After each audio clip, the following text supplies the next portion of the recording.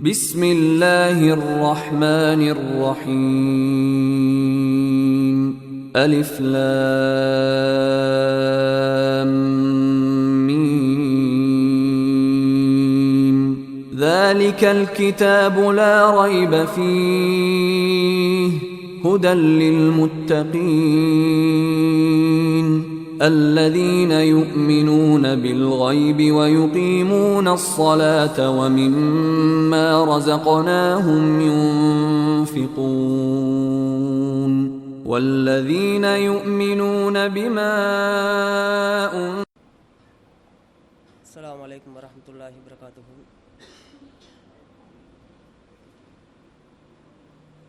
إن الحمد لله نحمده ونستعينه ونعوذ بالله من شرور أنفسنا ومن سيئات أعمالنا من يهده الله فلا مضل له ومن يضلله فلا هادي له وأشهد أن لا إله إلا الله وأشهد أن محمدا عبده ورسوله أما بعد يا أيها الناس اتقوا ربكم الذي خلقكم من نفس واحدة وخلق منها زوجها وبث منهما رجالا كثيرا ونساء واتقوا الله الذي تساءلون به والأرحام إن الله كان عليكم رقيبا يا أيها الذين آمنوا اتقوا الله حق تقاته ولا تموتن إلا وأنتم مسلمون فإن أصدق الحديث كتاب الله وخير الحدي حدي محمد وشر الأمور محدثاتها وكل محدثة بدعة وكل بدعة ضلالة وكل ضلالة في النار. சர்வ புகழும் புகழ்ச்சியும் ஏக இறைவன் அல்லாஹ் ஒருவனுக்கே உண்டாகட்டுமாக. பேரன்புக்குரிய இஸ்லாமிய சகோதரர்களே, எல்லாம் வல்ல அல்லாஹு ரப்புல் ஆலமீன் முஸ்லீம்களாகிய எங்களுக்கு கடமையாக்கி இருக்கக்கூடிய இந்த ஐவேளை தொழுகைகளில் இஷா தொழுகையை தொழுது முடித்தவர்களாக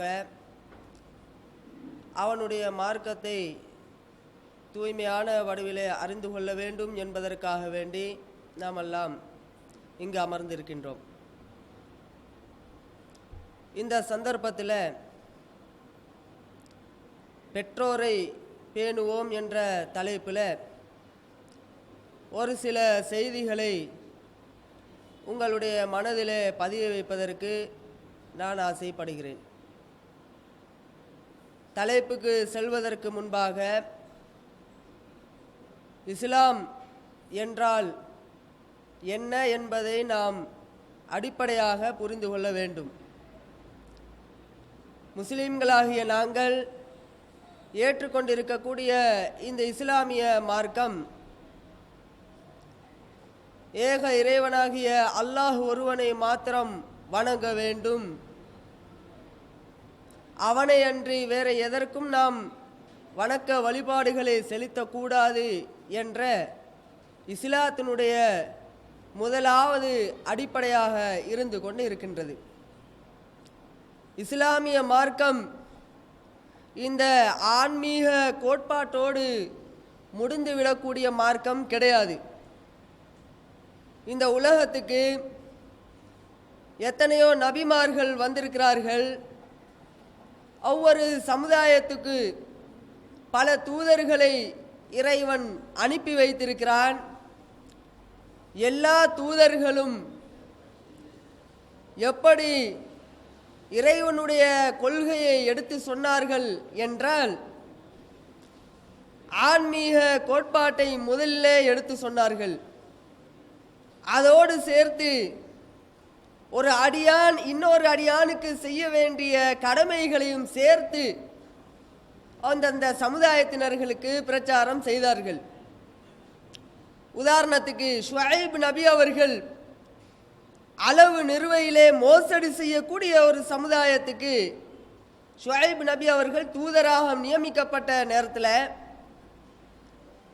முதல்ல அவர்கள் என்ன சொன்னார்கள் என்றால், உங்கள் இறைவனை நீங்கள் வணங்குங்கள், இறைவன் அல்லாதவற்றை கடவுள்களாக நீங்கள் எடுத்துக்கொண்டிருக்கிறீர்களே, உங்களுக்கு என்ன நேர்ந்தது என்று அந்த மக்களை நோக்கி கேள்வி எழுப்பிய நேரத்தில் அதோடு அவர்களுடைய பிரச்சாரத்தை முடித்து கொள்ளாமல் வஅஃபுல் கைலவல் மீசான, அந்த சமுதாயம் என்ன செய்தார்கள் என்றால் அளவு நிறுவையிலே மோசடி செய்தார்கள், வணிகத்திலே நேர்மையற்று திகழ்ந்தார்கள்.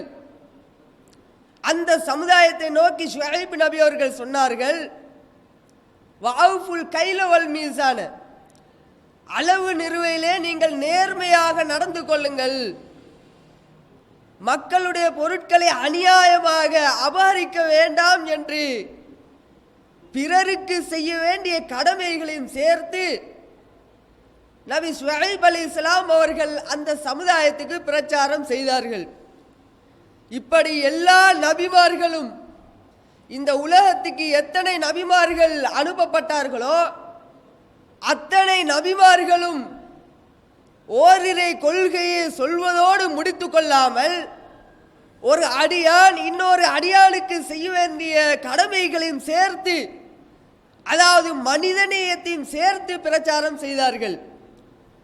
நபிகள் நாயகம் ஸல்லல்லாஹு அலைஹி வஸல்லம் அவர்கள் இந்த சமுதாயத்துக்கு எங்களுக்கு தூதராக நியமிக்கப்படுகிறார்கள். எப்படி நியமிக்கப்பட்டார்கள்?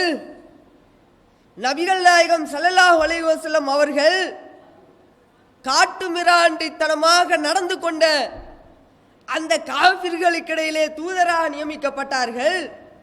மனிதநேயமே கிடையாது, ஒரு அடியாளுக்கு செய்ய வேண்டிய கடமைகளை எப்படி செய்ய வேண்டும் என்று புரியாமல் நடந்து கொண்ட அந்த சமுதாயத்துக்கு மத்தியிலே நபி முஹம்மது ஸல்லல்லாஹு அலைஹி வஸல்லம் அவர்கள் தூதராக நியமிக்கப்பட்டார்கள். ஓரிரை கொள்கையை எடுத்து சொன்னார்கள். ஓரிரை கொள்கையோடு சேர்த்து பிறருக்கு செய்ய வேண்டிய கடமைகளையும் சேர்த்து சொன்னார்கள். இதுதான் இஸ்லாம். இஸ்லாம் என்று சொன்னால் ஆன்மீகத்தையும் சொல்லுகிறது, ஒரு அடியான் இன்னொரு அடியானுக்கு செய்ய வேண்டிய கடமைகளையும் சேர்த்து சொல்லுகிறது. இதுதான் இஸ்லாம். இந்த பேசிக்கை நாங்கள் புரிந்து கொள்ள வேண்டும். அந்த அடிப்படையில் பெற்றோருக்கு பேண வேண்டிய கடமைகள் என்ன, பெற்றோர்களோடு நாங்கள் எப்படி நடந்து கொள்ள வேண்டும், பெற்றோர்கள் விஷயத்திலே பெற்றோருக்கு நாங்கள் செய்ய வேண்டிய பணிவிடைகள், நற்காரியங்கள், அது ஒரு அடியானுக்கு செய்ய வேண்டிய கடமை. அந்த கடமையை முஸ்லிம்களாகிய நாங்கள் நிறைவேற்ற வேண்டும். இஸ்லாம் அதை வலியுறுத்தி சொல்லுகிறது. எந்த அளவுக்கு வலியுறுத்தி சொல்லுகிறது என்றால், திருமறை குர்ஆனிலே பல்வேறு இடங்களில் பெற்றோர் குறித்து அல்லாஹ் பேசுகிறான். எப்படி பேசுகிறான்? லா தஅபுதூன இல்லல்லாஹ் வபில் வாலிதைனி இஹ்சானா, நீங்கள் அல்லாஹ்வை மாத்திரம் வணங்குங்கள், அல்லாஹ்வை விடுத்து வேறு எதையும் கடவுளாக வணங்காதீர்கள் என்று சொல்லிவிட்டு வபில் வாலிதைனி இஹ்சானா, பெற்றோருடன் நல்ல முறையிலே நீங்கள் நடந்து கொள்ளுங்கள் என்று அல்லாஹ் சொல்லுகிறான். வஅபுதுல்லாஹ வலா துஷ்ரிகு பிஹி ஷையா, நீங்கள் அல்லாஹ்வை வணங்குங்கள், வலா துஷ்ரிகு பிஹி ஷையா, அல்லாஹ்வுக்கு எந்த ஒன்றையும் நீங்கள் இணையாக்காதீர்கள் சொல்லிவிட்டு அல்லாஹ் சொல்லுகிறான், வபில் வாலிதைனி இஹ்சானா, பெற்றோருடன் நீங்கள் நல்ல முறையிலே நடந்து கொள்ளுங்கள் என்று அல்லாஹ் சொல்லுகிறான்.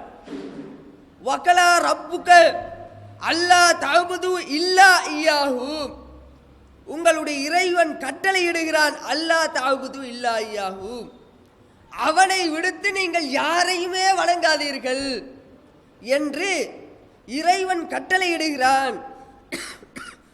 வபில் வாலிதைனி இஹ்சானா, பெற்றோரோடு நீங்கள் நல்ல முறையிலே நடந்து கொள்ளுங்கள் என்றும் உங்களுடைய இறைவன் கட்டளையிடுகிறான் என்று அல்லாஹ் தஆலா சொல்லுகிறான். இப்படி திருமறை குர்ஆன்ல பல்வேறு இடங்கள்ல அல்லாஹ் எப்படி சொல்லுகிறான் என்றால் ஆன்மீகத்தை சொல்லுகிறான், ஓரிரை கொள்கையை சொல்லுகிறான்.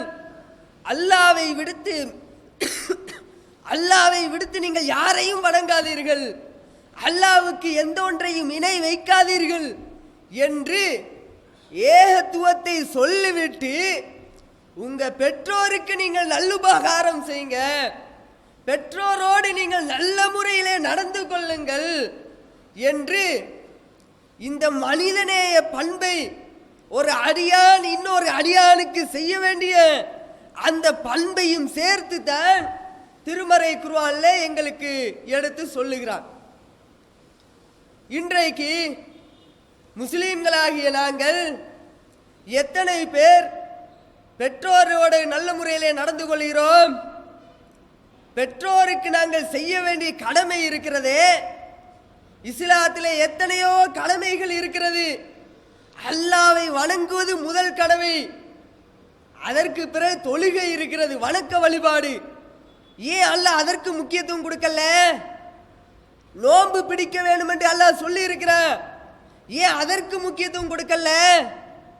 அதே போல வசதி இருந்தால் ஹஜ்ஜு செய்ய வேண்டும், ஜகாத்து கொடுக்க வேண்டும், இப்படி ஒரு வணக்கம் இருக்கிறது. இந்த வணக்கத்தை விட அல்லாஹ் எதை முற்படுத்துறான்? ஓரிரை கொள்கைக்கு பிறகு அல்லாஹ் முற்படுத்தக்கூடிய ஒரு வணக்கம் இருக்குமேயானால் பெற்றோருக்கு செய்ய வேண்டிய நல்லுபகாரம் தான். பெற்றோரோடு நாங்கள் நல்ல முறையிலே நடந்து கொள்வதுதான். இதை நாங்கள் புரிந்து கொள்ள வேண்டும். நபிகள் நாயகம் ஸல்லல்லாஹு அலைஹி வஸல்லம் அவர்கள் சொல்லுகிறார்கள், ரகிம அன்ஃபுஹு, ஒருவருடைய மூக்கு மண் கவ்வட்டும் என்று சொல்கிறார்கள். அப்படின்னா ஒரு சாபம் இடுகிறார்கள். அது என்ன என்று சொன்னா சாபம் இடக்கூடிய ஒரு வாசகம் என்று சொல்லிட்டு நபித்தோழர்கள் கேட்கிறாங்க, அல்லாஹ்வின் தூதரே, யாருக்கு நீங்க இப்படி சொல்றீங்க? மூக்கு மண் கவ்வட்டும் என்று சாபம் இடுறீங்களே, இது யாருக்கு என்று கேட்ட நேரத்தில் அல்லாஹ்வுடைய தூதர் சொல்லுகிறார்கள், மன் அதிரக அபவைஹி இந்தல் கிபரி அஹதுஹுமா அவ் கிலைஹிமா ஃபலம் யதுகுலல் ஜன்னத. யார் ஒருவர் தன் பெற்றோரில் ஒருவரையோ அல்லது இருவருமையோ வயதான வயதை அடைந்தால், தள்ளாத வயதை அடைந்து விட்டால், அவர்களுக்கு செய்ய வேண்டிய கடமைகளை செய்யவில்லையானால் அவர் சொர்க்கம் நுழைய மாட்டார். நபிகள் நாயகம் ஸல்லல்லாஹு அலைஹி வஸல்லம் அவர்கள் இங்க ரெண்டு விஷயத்தை சொல்றாங்க. ஒன்று இந்த உலகத்திலே சாபம், இன்னொன்று என்ன, மறுமையில சொர்க்கம் கிடைக்காது. யாருக்கு சொர்க்கம் கிடைக்காது? தள்ளாத வயதை அடைந்த பெற்றோரை அவர்களுக்கு செய்ய வேண்டிய கடமைகளை செய்யவில்லையானால் என்ன நிலை? சொர்க்கம் அடைய முடியாது, அந்த பாக்கியத்தை பெற முடியாது என்று நபிகள் நாயகம் ஸல்லல்லாஹு அலைஹி வஸல்லம் அவர்கள் சொல்லக்கூடிய இந்த செய்தியை நாங்கள் பார்க்கிறோம்.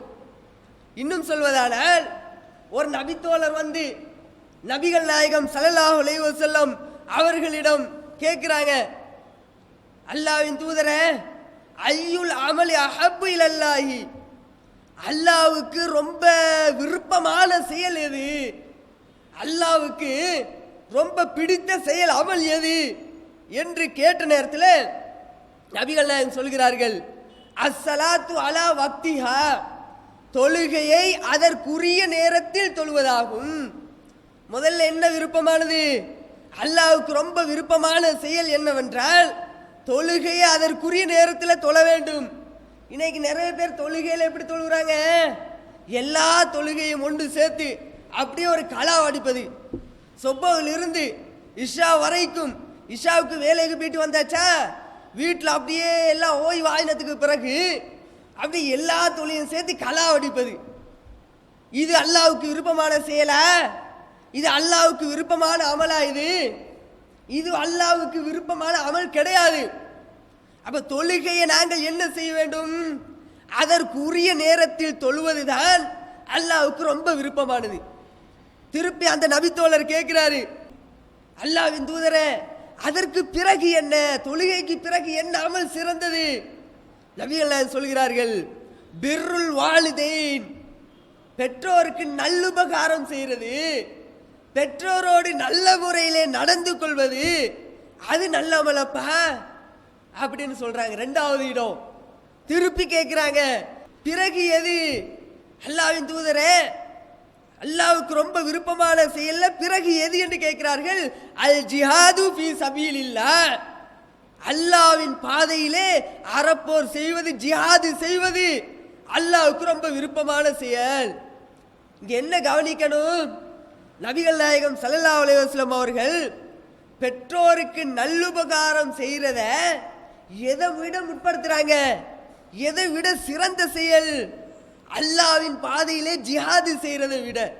ஜிஹாது செய்யறது ஒரு நல்ல அந்தஸ்தா இல்லையா? அது ஒரு பெரிய அந்தஸ்தா இல்லையா? அந்த அந்தஸ்தை விட, அந்த இடத்தை விட பெற்றோருக்கு நீங்கள் நல்லுபகாரம் செய்தால் அது அல்லாஹ்வுக்கு ரொம்ப ரொம்ப விருப்பமான செயல் என்று நபிகள் நாயகம் ஸல்லல்லாஹு அலைஹி வஸல்லம் அவர்கள் சொல்கிறார்கள். அது மாத்திரமல்ல, இதற்கு ஒரு சம்பவத்தை பாருங்க.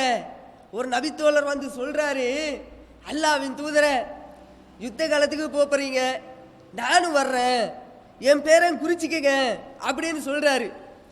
நபிகள் நாயகம் ஸல்லல்லாஹு அலைஹி வஸல்லம் அவங்க கேட்குறாங்க, சரியப்பா உன் பேரை நான் குறிக்கிறேன், ஆனா ஐயு வாலிதக்க, உன்னுடைய பெற்றோர்கள் உயிரோடு இருக்காங்களா அப்படின்னு கேட்குறாங்க.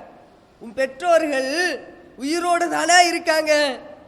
அப்ப அவர் சொல்றாரு, ஆமா யார சொல்லலாம், என் பெற்றோர்கள் 2 பேரும் நல்லா தான் இருக்காங்க, உயிரோடு தான் இருக்காங்க அப்படின்னு சொன்ன நேரத்தில் வஃபீஹிமா ஃபஜாஹித், அப்படியானால் நீ போயிட்டு அந்த 2 பேரோடு யுத்தம் செய். என்ன அர்த்தம்? அந்த 2 பேருக்கு செய்ய வேண்டிய கடமைகளை முதல்ல செய். அப்படி செஞ்சா உனக்கு இங்க கிடைக்கிற நன்மை அங்கேயே கிடைச்சிடும். யுத்தம் செய்ய வர்ற நீ அல்லாஹ்வின் பாதையில ஜிஹாது செய்ய போற, எதற்காக? அந்த அந்தஸ்தை எதிர்பார்த்து வர்ற. அந்த அந்தஸ்தை, அந்த நன்மைய எங்க எடுக்கலாம்? பெற்றோருக்கு நல்லுபகாரம் செய்தால் அங்கேயே பெற முடியும் என்று நபிகள் நாயகம் ஸல்லல்லாஹு அலைஹி வஸல்லம் அவர்கள் சொல்லக்கூடிய இந்த செய்தியை நாங்கள் பார்க்கிறோம். அப்ப என்ன விளங்குது? பெற்றோருக்கு நல்லுபகாரம் செய்யறது, பெற்றோரோடு நல்ல முறையிலே நடந்து கொள்வது ஜிஹாதை விட சிறந்த அமல் என்று விளங்குகிறது. திருமறை குர்ஆன்ல அல்லாஹ் சொல்லுகிறான், இவ்வளவெல்லாம் நம்ம பெற்றோருக்கு நல்ல உபகாரம் செய்யணுமா இல்லையா? பெற்றோரோடு நல்ல முறையில் நம்ம நடந்து கொள்ளணுமா இல்லையா? என்ன காரணம்? ஏன் அல்லாஹ் ரப்புல் ஆலமீன் இவ்வளோ ஒரு முக்கியத்துவத்தை கொடுத்து பெற்றோருக்கு இப்படி நடந்து கொள்ள வேண்டும் என்று எதற்கு சொல்லணும்? அல் குர்ஆன்ல அல்லாஹ் சொல்லுகிறான், வஸைனல் இன்சான பிவாலிதைஹி இஹ்சானா, மனிதனுக்கு பெற்றோருக்கு நல்லுபகாரம் செய்யுமாறு நாங்கள் வலியுறுத்தினோம். மனிதனுக்கு என்ன சொன்னோம்? பெற்றோர்கள் விஷயத்துல அவங்களோடு நீங்க நல்ல முறையில நடந்துக்க அப்படின்னு நான் மனிதனுக்கு வலியுறுத்தி இருக்கிறேன். ஏன் தெரியுமா வலியுறுத்தின? ஹமலத்ஹு உம்முஹு குர்ஹா, அவனுடைய தாய் அவனை சிரமத்துக்கு மேல் சிரமப்பட்டு அவனை சுமந்தாள். எப்படி சுமக்கிற?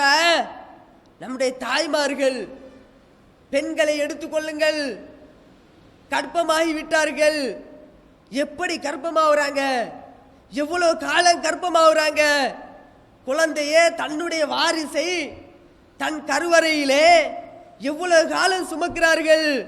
1 மாதமா, 2 மாதங்களா, 9 மாதங்கள், 10 மாதங்கள் ஒரு பெண் தன் கருவறையிலே தன்னுடைய வாரிசை அவள் சுமந்து கொள்கிறாள், சிரமப்படுகிறாள், கஷ்டப்படுகிறாள். இந்த அளவுக்கு கஷ்டம். நிம்மதியாக அவள் வளமையாக செய்கிற அந்த வேலையை செய்ய முடியாமல் தவிக்கிறாள். நிம்மதியாக தூங்க முடியவில்லை. கல்யாணத்துக்கு முன்பாக அல்லது கல்யாணம் முடிச்சு 1 மாச காலமாக அல்லது 2 மாத காலமாக சந்தோஷமா தூங்கினா, ஆனா அதுக்கு பிறகு தூங்க முடியல. உருண்டு படுக்க முடியல, அங்கால திரும்ப முடியல, அங்கால திரும்பினா வயிற்று வலி, திருப்பி இங்கால திரும்புகிறாள், இங்கால திரும்பினா திருப்பி வயிற்று வலி. எப்படா தூங்குறது? நேர தூங்குறது. இப்படியே அவளுடைய காலம் 9 மாதங்களாக. இவ்வளவு சிரமம் 9 மாதம் கிடையாதுங்க, 2 வருடங்களாக சிரமப்பட்டு தன் வாரிசை அவள் சுமந்து கொண்டு அவனை வளர்க்கிறான். இன்னும் சொல்வதான, வாய்க்கு ருசியான சாப்பாடுகளை, வகை வகையான சாப்பாடுகளை, உணவுகளை திருமணத்துக்கு முன்பாக நல்லாக சாப்பிட்டார், ருசியாக சாப்பிட்டார். ஆனா வாரிச சுமந்த உடனே ஒன்னும் சாப்பிட முடியல. உலகத்துல நீங்க கேள்விப்பட்டு இருக்கிறீங்களா, மனிதன் மண் சாப்பிடுறன்னு சொல்லி? மனிதன் மண்ணு சாப்பிடுறான். யாரு? இந்த கர்ப்பிணி தாய்மார்கள். கர்ப்பிணி தாய்மார்கள் மண்ணை சாப்பிடுறத பார்த்து இருக்கிறீங்களா? ஏன் மண்ணை சாப்பிடுறாங்க? சோறு சாப்பிட முடியல, ஒன்னும் வயிற்றுக்கு இறங்காது, இறக்க முடியல. இறக்க முடியாம வலுவிழந்து வாந்தி எடுத்து எடுத்து எடுத்து ஒவ்வொரு நாளும் ஒவ்வொரு நிமிடமும் வாந்தியை எடுத்து எடுத்து உடம்புல அப்படியே வலுவிழந்து உடம்புல ஒண்ணுமே இல்லாமல் ஹாஸ்பிட்டல் போயிட்டு சேலையில ஏத்துக்கிறார். சேலையில வாழக்கூடிய பெண்களை, கர்ப்பிணி பெண்களை நாங்கள் பார்க்கிறோம். இது கஷ்டம் இல்லையா? இது சிரமம் இல்லையா? அதனால தானே அல்லாஹ் சொல்ற, சிரமத்துக்கு மேல் சிரமப்பட்டு உன்னை அவள் சுமந்தாளே, அதனால நீ நல்லுபகாரம் செய்யப்பா. அதோட அல்லாஹ் சொல்ற, அந்த பெண், அவனுடைய தாய் அவனை சிரமத்துக்கு மேல் சிரமப்பட்டு அவனை பெற்றெடுக்கிறாள். பெற்றெடுக்கும் போது எவ்வளவு கஷ்டம் தெரியுமா? சொல்லுவாங்களா இல்லையா? இந்த கர்ப்பிணி தாய்மார்கள் குழந்தைய பெற்றெடுக்கும் போது பழமொழி என்று சொல்லுவாங்க, வாழ்வா சாவா என்ற நிலையில கர்ப்பிணி தாய்மார்கள் தன் குழந்தைய வாரிசை பெற்றெடுப்பாங்க. ரொம்ப சிரமப்பட்டு பெற்றெடுப்பார்கள். இது ஒரு வேதனை இல்லையா? அதனால தான் அல்லாஹ் என்ன சொல்ற, இவ்வளவு உன் தாய் கஷ்டப்படுகிறாள், அதனால நீ நல்லுபகாரம் செய் என்று அல்லாஹ் ரப்புல் ஆலமீன் சொல்வதை நாங்கள் பார்க்கிறோம். அன்பார்ந்த சகோதரர்களே, இப்படிப்பட்ட ஒரு நிலையை தான் இந்த தாய்மார்கள் அடைகிறார்கள். தந்தைமார்கள் எவ்வளவு கஷ்டப்படுறாங்க. தந்தைமார்கள் நமக்காக வேண்டி, பிள்ளைகளுக்காக வேண்டி எந்த அளவுக்கு கஷ்டப்படுறாங்க தெரியுமா? பிள்ளைகளுக்கு திங்க போட வேண்டும், பிள்ளைகள் நல்லா படிக்க வேண்டும், என் பிள்ளைகள் கஷ்டப்படக்கூடாது, என் பிள்ளைகள் சொகுசான ஒரு வாழ்க்கையை வாழ வேண்டும், என் பிள்ளைகள் நல்ல முறையில் ஆடை அணிய வேண்டும் என்பதற்காக இந்த நாட்டிலே உழைக்க முடியாமல், தன்னுடைய சொந்த நாட்டிலே, பிறந்த நாட்டிலே, சொந்த மண்ணிலே உழைக்க முடியாமல், சொந்த மண்ணில உழைக்கிறது பத்தாது, பிள்ளைக்கு திங்க போட முடியலதால என்ன செய்யற? குழந்தையெல்லாம் விட்டுவிட்டு, பிள்ளைகளை விட்டுவிட்டு, அன்பால் அந்த மனைவியை இழந்து விட்டு, கடல் கடந்து சென்று, நாடு கடந்து சென்று அந்த தந்தைமார்கள் உழைக்கிறார்கள். உழைத்து இங்கே பிள்ளைக்கு சோறு போடுகிறார்கள் என்றால் இவ்வளவு பெற்றோர்கள் கஷ்டப்படுறாங்களே. இதனால தானப்பா பெற்றோருக்கு நீங்க நல்லுபகாரம் செய்யுங்க. இதனால தான் அல்லாஹ் ரப்புல் ஆலமீன் ஏகத்துவத்துக்கு பிறகு பெற்றோருக்கு நீங்கள் பெற்றோரோடு நல்ல முறையிலே நடந்து கொள்ளுங்கள் என்று இந்த பெற்றோர்கள் விஷயத்திலே இஸ்லாமிய மார்க்கம் வலியுறுத்தி சொல்லுகிறது. இன்னும் சொல்வதானால், நபிகள் நாயகம் ஸல்லல்லாஹு அலைஹி வஸல்லம் அவர்கள் சொல்கிறார்கள், ஒரு முறை தூக்கத்தில் கனவு காண்றாங்க. பெற்றோருக்கு நல்லுபகாரம் செய்தா என்ன கிடைக்குது, என்ன கிடைக்க போகுது மறுமையில என்று அவங்க கனவு காண்றாங்க. அந்த கனவுல சொர்க்கம் அவங்களுக்கு எடுத்து காட்டப்படுது. அந்த சொர்க்கத்தில் ஒரு சத்தத்தை கேட்கிறாங்க. சவுத்துன் பிகாரின் யக்ராவு. ஒருத்தர் குர்ஆன் ஓதுகிறார். சொர்க்கத்தில் குர்ஆன் ஓதுகிற சத்தத்தை அவர் கேட்கிறாரு. கேட்ட உடனே மலக்குகள்கிட்ட ரசூல் ஸல்லல்லாஹு அலைஹி வஸல்லம் கேட்குறாங்க, இவர் யாரு? மன் ஹாதா? மலக்குகள் சொல்கிறார்கள், காலல் மலாயிகா ஹாரிஸத் இப்னு நுஅமான், இவர் ஹாரிஸா இப்னு நுஅமான் தான் அப்படின்னு சொன்ன உடனே நபிகள் நாயகத்துக்கு புரியுது, ஹாரிஸா இப்னு நுஅமானா, இவர் இந்த அமலை உலகத்தில் செஞ்சாரு. என்ன அமல் செஞ்சாரு? கதாலிக்கல் பிர். ஹாரிஸா இப்னு நுஅமான் என்று சொன்ன உடனே நபிகள் நாயகம் சொல்கிறார்கள், கதாலிக்கல் பிர், கதாலிக்கல் பிர், இப்படித்தான் இருக்கும். பெற்றோருக்கு நல்லுபகாரம் செய்தால், பெற்றோரோடு நல்ல முறையிலே நடந்து கொண்டால் இப்படித்தான் ஹாரிஸா இப்னு நுஅமானை போலதான் இருக்கும் என்று சொல்லிவிட்டு சொல்கிறார்கள், வகான அபர்னன் நாஸ் பி உம்மிஹி. இந்த ஹாரிஸா இப்னு நுஅமான் என்பவர் மனிதர்களே பெற்றோருக்கு தன் தாயோடு நல்ல முறையிலே நடந்து கொண்டவர்களே இவரும் ஒருவர் தான் என்று நபிகள் நாயகம் ஸல்லல்லாஹு அலைஹி வஸல்லம் அவர்கள் சொல்லுகிற இந்த செய்தியை நாம பார்க்கிறோம். அப்ப என்ன விளங்குது? பெற்றோருடன் நல்ல முறையிலே நாம நடந்து கொண்டால் நாளை மறுமையிலே அல்லாஹ் ரப்புல் ஆலமீன் எங்களுக்கு சொர்க்கத்தை தருகிறான். அதே போல பார்க்கிறோம், இன்றைக்கு எத்தனை பேர் பெற்றோருக்கு நல்லுபகாரம் செய்கிறோம்? பெற்றோரோட நல்ல முறையிலே நடந்து கொள்கிறோமா? இன்றைக்கு பெற்றோரை நோவினை செய்வதை பார்க்கிறோம். எத்தனை பேர் நோவினை செய்கிறோம்? நபிகள் நாயகம் ஸல்லல்லாஹு அலைஹி வஸல்லம் அவர்கள் சொல்கிறார்கள், பெற்றோருக்கு நோவினை செய்கிறது அது பெரும் பாவங்கள்லே ஒன்று. பெரும் பாவம் என்று எதை நம்ம கேள்விப்பட்டிருக்கிறோம்? அல்லாஹ்வுக்கு இணை வைக்கிற கேள்விப்பட்டிருக்கிறோம்.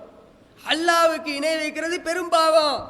அதற்கு அடுத்தபடியாக ஒரு பெரும் பாவம் இருக்குமேயான பெற்றோருக்கு நோவினை செய்கிறது.